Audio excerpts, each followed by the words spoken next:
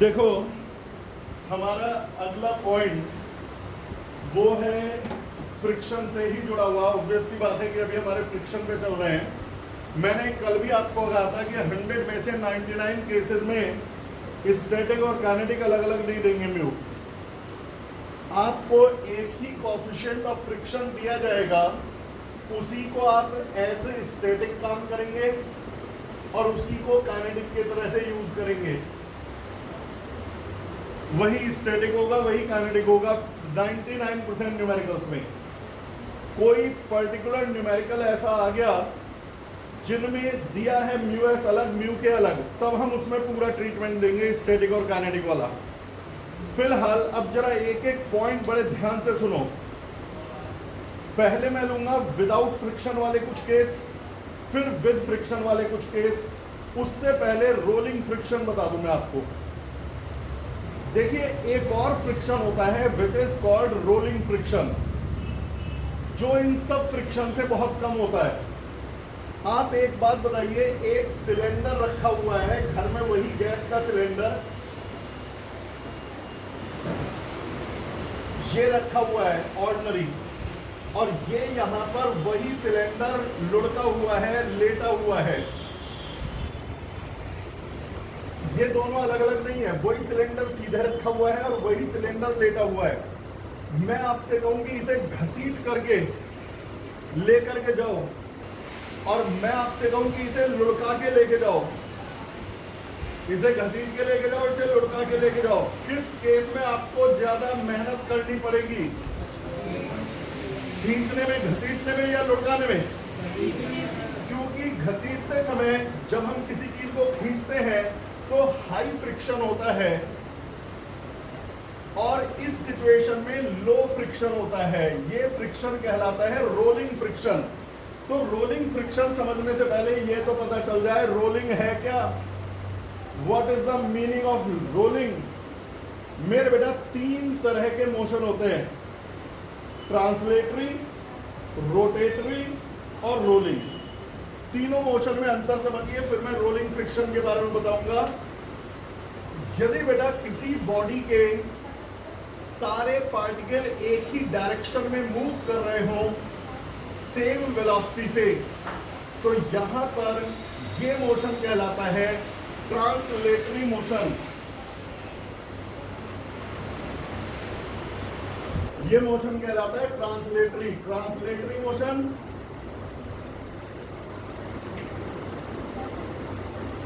Translatory में क्या होता है कि हर पार्टिकल एक ही डायरेक्शन में जा रहा है, एक ही वेलोसिटी से जा रहा है, किसी तरह का रोटेशन इसके अंदर नहीं है।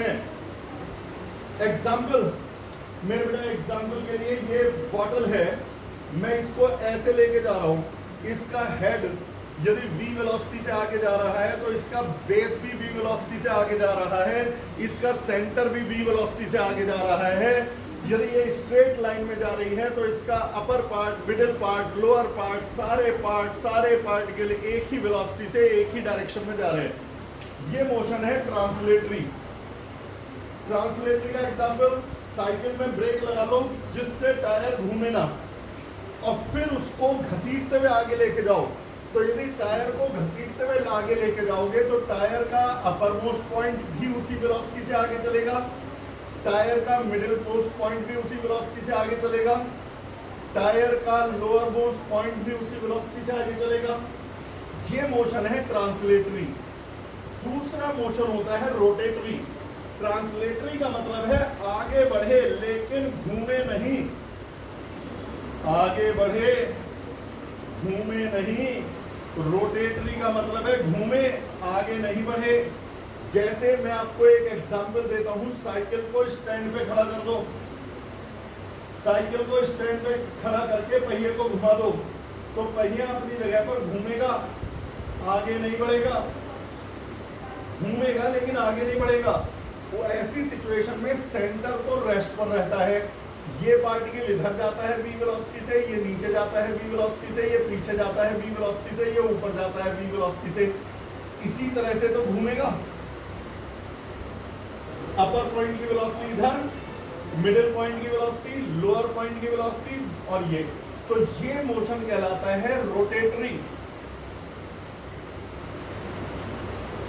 ट्रांसलेटरी का मतलब है आगे बढ़े लेकिन घूमे नहीं, रोटेटरी का मतलब है घूमे लेकिन आगे ना बढ़े। अभी तक इन दोनों के एग्जाम्पल क्या दिए? ट्रांसलेटरी का दिया कि साइकिल में ब्रेक मार के घसीटो तो टायर आगे बढ़ेगा लेकिन टायर घूमेगा नहीं। रोटेटरी का एग्जाम्पल दिया, स्टैंड पे खड़ा करके साइकिल का पहिया घुमा दो तो वो घूमेगा लेकिन आगे नहीं बढ़ेगा। तीसरा होता है रोलिंग। रोलिंग का मतलब है ये दोनों मोशन एक साथ, यानी ट्रांसलेटरी और रोटेटरी एक साथ आगे भी बढ़े और घूमे भी, आगे भी बढ़े और घूमे भी। इसका एग्जाम्पल क्या है कि आगे भी बढ़े और घूमे भी। अब आप साइकिल पर बैठ गए, साइकिल पे बैठ के पैडल मारा और चल पड़े। अब जब आप साइकिल पे बैठ के पैडल मार के चल पड़े तो आपका पहिया घूम भी रहा है और घूमने के साथ साथ वो आगे भी बढ़ रहा है। क्या आप जब साइकिल पर बैठकर पैडल मार रहे हो, क्या व्हील घूम नहीं रहा? घूम रहा है, यानी रोटेशन है। क्या आगे नहीं बढ़ रहा? आगे भी बढ़ रहा है। तो ट्रांसलेशन भी है, यहाँ ट्रांसलेशन भी होता है और रोटेशन भी होता है। जहाँ ट्रांसलेशन और रोटेशन दोनों एक साथ हो जाए उसे रोलिंग कहते हैं। मतलब देखो अंतर समझो, ये आगे बढ़ रहा है, घूम नहीं रहा, ट्रांसलेटरी मोशन। आगे बढ़े लेकिन घूमे ना, ट्रांसलेटरी मोशन। दूसरा है घूमे लेकिन आगे ना बढ़े, रोटेटरी मोशन। घूम रहा है लेकिन आगे नहीं जा रहा, रोटेटरी मोशन। और घूमते हुए आगे जा रहा है,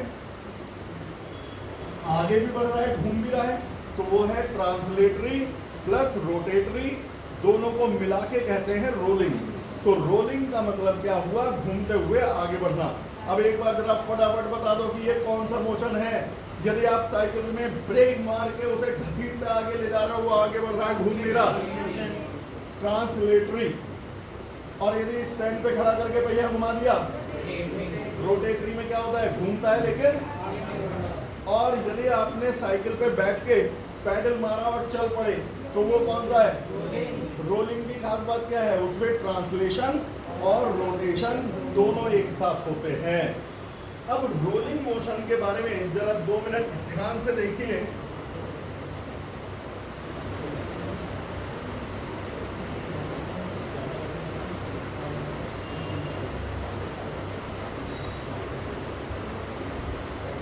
हाँ जी, रोलिंग मोशन के समय जरा देखिए क्या हो रहा है। पहले मैं पूछूंगा ये कौन सी वेलोसिटी है, फिर मैं पूछूंगा ये कौन सी वेलोसिटी है, और फिर मैं पूछूंगा ये कौन सी वेलोसिटी है। यदि ये भी आगे भी वेलोसिटी से बढ़ा, ये भी आगे भी वेलोसिटी से बढ़ा, ये भी आगे भी वेलोसिटी से बढ़ा, ये भी आगे भी वेलोसिटी से बढ़ा, तो ट्रांसलेटरी या रोटेटरी? टी लिख दिया। ये इधर गया, ये इधर गया, ये यहां आया, ये यहां आया, ये कौन सा मोशन है? अब रोलिंग में क्या होता है बेटा? रोलिंग में ट्रांसलेटरी और रोटेटरी दोनों होते हैं, तो हर जगह दो वेलोसिटी होती है। एक ट्रांसलेटरी वाली वेलोसिटी भी है और रोटेटरी वाली भी है। आगे बढ़ रहा है तो आगे बढ़ने वाली वेलोसिटी भी इसमें है, घूम रहा है तो घूमने वाली वेलोसिटी भी है। तो यहाँ पर इसमें दो वेलोसिटी होती है हर जगह। तुमसे कोई पूछे रोलिंग के समय यहाँ की वेलोसिटी बताओ, रोलिंग के समय यहाँ ट्रांसलेटरी वेलोसिटी होगी और रोटेटरी वेलोसिटी होगी, दोनों वेलोसिटी एक ही डायरेक्शन में होंगी। यहाँ पर बताओ, एक ट्रांसलेटरी वेलोसिटी होगी, एक रोटेटरी वेलोसिटी होगी, दोनों वेलोसिटी होंगी। लोएस्ट पॉइंट पर ट्रांसलेटरी वेलोसिटी, रोटेटरी वेलोसिटी, दो वेलोसिटी होंगी। यहां पर देखिए, ट्रांसलेटरी वेलोसिटी, रोटेटरी वेलोसिटी, दो वेलोसिटी होंगी। रोलिंग क्योंकि ट्रांसलेशन और रोटेशन का सम है, तो यहां पर ट्रांसलेशन और रोटेशन की दो वेलोसिटी होती है। तो किसी भी जगह पर यदि वेलोसिटी निकालनी हो, अभी बता रहा हूं, वो एक के आगे एक वेक्टर बनाए हैं, है एक ही पॉइंट पर। जब दो वेक्टर एक ही जगह काम करें तो ऐड कर देते हैं ना, तो वो मैंने ऐड कर दिए एक के आगे। ट्रांसलेटरी और रोटेटरी दो दो वेलोसिटी है हर पॉइंट पर, तो हर जगह रिजल्टेंट होगा। तो यदि मेरे से कोई पूछे यहाँ पे नेट वेलोसिटी कितनी है, तो ट्रांसलेशन की भी और रोटेशन की भी दोनों जुड़ करके हो गई यहाँ पर नेट वेलोसिटी 2v। कोई पूछे यहाँ कितनी वेलोसिटी है, ट्रांसलेशन की भी और रोटेशन की भी दोनों परपेंडिकुलर है, तो रिजल्टेंट वेलोसिटी ये होगी जिसकी वैल्यू वेक्टर वाले मेथड से, वेक्टर में आपने दो वेक्टर के सम करने का फॉर्मूला पढ़ा था, under root a square plus B square plus 2ab cos theta. अब यहाँ a है v, b है v, थीटा है 90, तो आप मन मन में फॉर्मूला लगाओ, under root v square plus 2vv cos 90। क्या लिखोगे, under root v square plus 2vv cos 90। Solve करके v रूट 2 आएगा, करके देख लेना क्या आएगा बेटा, v रूट। अच्छा, अब लोएस्ट पॉइंट पर वेलोसिटी बताओ। लोएस्ट पॉइंट पर ट्रांसलेशन की वेलोसिटी, लोएस्ट पॉइंट पर रोटेशन की वेलोसिटी, अपोजिट, दोनों वेलोसिटी इक्वल एंड अपोजिट है, तो नेट वेलोसिटी इज 0। जो पॉइंट ग्राउंड के कांटेक्ट में होता है, सुनते रहिए, जो पॉइंट ग्राउंड के कांटेक्ट में होता है वहां वेलोसिटी 0 है। जब आप साइकिल से, बाइक से, स्कूटी से, कार से, ट्रक से, बस से जाते हैं तो टायर में रोटेशन नहीं, रोलिंग होती है। आपकी गाड़ी के टायर घूमते हुए आगे बढ़ते हैं। यदि वो घूमते हुए आगे बढ़ते हैं तो हर जगह दो वेलोसिटी होती है। एक वेलोसिटी होती है ट्रांसलेशन वाली, दूसरी वेलोसिटी होती है रोटेशन वाली। तो हर जगह जब वेलोसिटी पूछी जाएगी तो दोनों का रिजल्टेंट बताया जाएगा। क्या बताया जाएगा, दोनों का रिजल्टेंट। अब ये बताओ फ्रिक्शन कहां लगेगा। फ्रिक्शन वहां लगेगा जहां टायर का जमीन से कांटेक्ट होगा। टायर का जमीन से कांटेक्ट यहां होगा, बिल्कुल भी नहीं, यहां होगा ना जी, यहां होगा। और यदि टायर का जमीन से कांटेक्ट यहां होगा, यहां की नेट वेलोसिटी तो 0 है, ये पॉइंट तो रेस्ट पर है, ये पॉइंट रेस्ट पर है, इसलिए यहां काइनेटिक फ्रिक्शन नहीं, स्टैटिक फ्रिक्शन लगेगा। कौन सा फ्रिक्शन, और स्टैटिक फ्रिक्शन वेरिएबल है, वो कम ज्यादा हो जाता है। स्टैटिक फ्रिक्शन कांस्टेंट नहीं है। कल मैंने बताया था फोर्स है 2 फ्रिक्शन है 2 फोर्स है 3 फोर्स फ्रिक्शन है 3 नाच के बता रहा था मैं। तो स्टैटिक फ्रिक्शन वेरिएबल है, तो ग्राउंड पर फ्रिक्शन कितना लगेगा वो वेरिएबल है। वो किस पर डिपेंड करता है, तो वो डिपेंड करता है हमारी रेस पर। जब हम रेस ज्यादा देते हैं तो टायर जमीन को जबरदस्त तरीके से हिट करता है और फोर्स ज्यादा लगाता है, और यदि फोर्स ज्यादा लगाता है तो फ्रिक्शन ज्यादा लगता है। इस पॉइंट को और थोड़ा क्लियर करने के लिए मैं एक और एग्जांपल लूंगा। दिमाग बिल्कुल देखो बेटा, सिलेबस के अकॉर्डिंग जो मेन थ्योरी पॉइंट है आज खत्म हो जाएंगे, लेकिन मैं कल तो टेस्ट है, परसों इसके ऊपर और थ्योरेटिकल पॉइंट डिटेल में एक्सप्लेन करूंगा, जिससे कि जहां भी कोई कंफ्यूजन हो दूर हो जाए। बोलो बेटा। रोलिंग मोशन में ट्रांसलेटरी और रोटेशनल वेलोसिटी होती है, इनका मैग्नीट्यूड हमेशा इक्वल होता है। यदि स्लिप नहीं कर रही है, स्लिपिंग देखो दो तरह से टायर चलता है।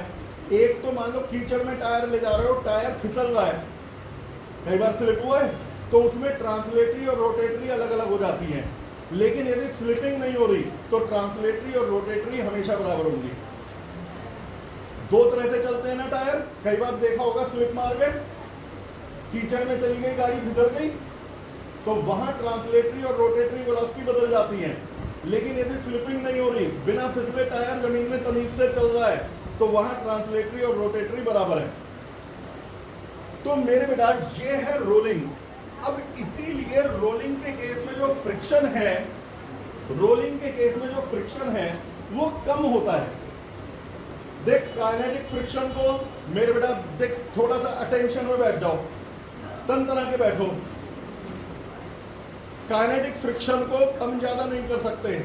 आप एक बात बताओ, कल का ग्राफ याद हो, स्टैटिक फ्रिक्शन को घट बढ़ सकता है, काइनेटिक फ्रिक्शन तो कांस्टेंट है। क्या काइनेटिक फ्रिक्शन को कम ज्यादा मैं कर सकता हूं?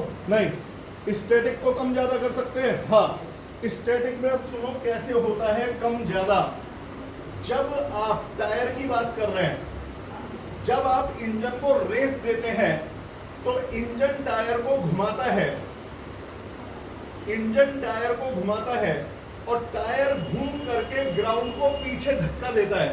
टायर आया घूम के और ग्राउंड को पीछे पुश किया, ग्राउंड ने लगाया आगे की तरफ फ्रिक्शन, टायर ने पीछे धक्का दिया, टायर ने जमीन को पीछे धक्का दिया और ग्राउंड ने आगे की तरफ फ्रिक्शन लगाया, फोर्स के अपोजिट। मजे की बात यह है, यही फ्रिक्शन टायर को चलाएगा। यदि फ्रिक्शन खत्म हो गया कभी दुनिया से तो टायर का आगे चलना इम्पॉसिबल हो जाएगा, क्योंकि टायर जब आगे चलता है, रेसर जब दौड़ता है, साइकिल चलती है, हम चलते हैं, तो वो फ्रिक्शन से ही चलते हैं। ये असल में बेटा जो कंसेप्ट है ना, बुक्स में इतना कम लिखा हुआ है। देख वही वाली बात है, यदि सिर्फ आपको रीडिंग के हिसाब से पढ़ना है तो बात अलग है, टॉपिक हो चुका। लेकिन यदि नॉलेज के हिसाब से चलना है तो अभी इसमें 10 मिनट और लगेंगे।